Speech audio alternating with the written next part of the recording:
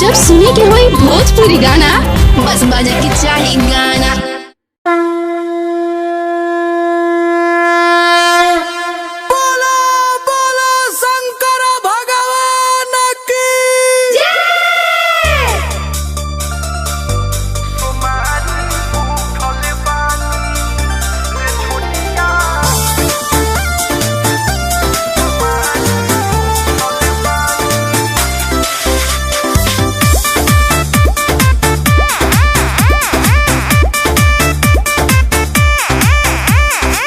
दिन बाजुए सुमारे के भीड़ लगल जल ढारी के।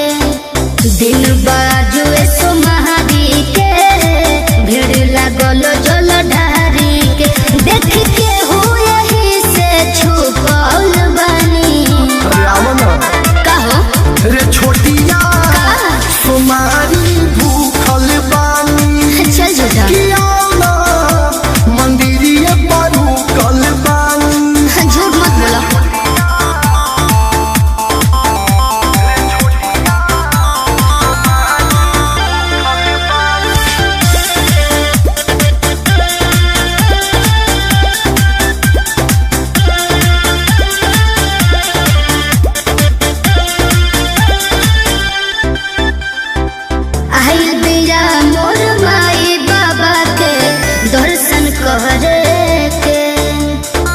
चाहे न बतियाई हमनी के केहू जहन घरे के।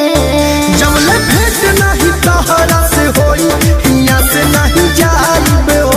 खाके क्रिया तोहार कहतानी कुछो नहीं खाइबे हो। एही चिंता में हम हो डूबल बनी। रे छोटिया सुमारी भूखल बानी। अच्छा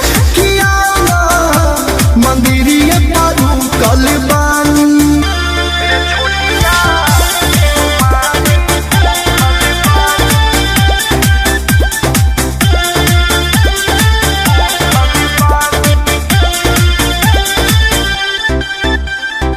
झूठो के जिद करता रहे बाबू आजू के दिनवा। हलचल जी बात मोर माना की कसहु ना होई मिलनवा। नचतावे तहर तुरतिया सपनवा में राते से। भले मर जाए भूखे बाकी पनिया पियब तोरा हाथे से। कि तोहर खुशी खातिर कहिया ना झुकल बानी। अच्छा रे छोटिया सुमारी भूखल बानी। किया मंदिरिया पर कल बानी। दिन बाजुए